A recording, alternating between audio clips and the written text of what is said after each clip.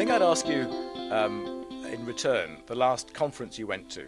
What was the most useful sessions in that conference?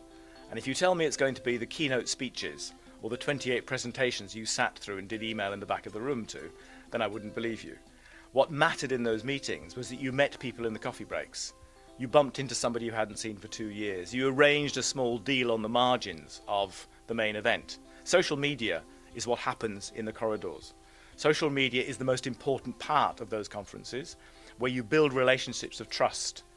And what social media gives you is a regular drip, drip, drip of communication and connection. I mean, here in your own organisation, you walk around, a simple nod, a hello, how are you, how's the wife, is your child still ill? Those little things are very hard to achieve if you don't work in the same place and you don't see people all the time.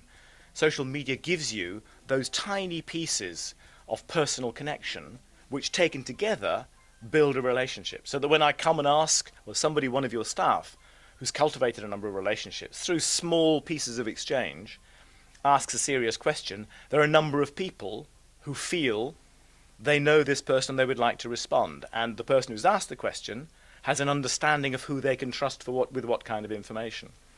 So there is a risk that the web that's sitting on the computer is seen as something different to the rest of life. It's not. It's simply an extension of what we always did before, but we extended it into the electronic space.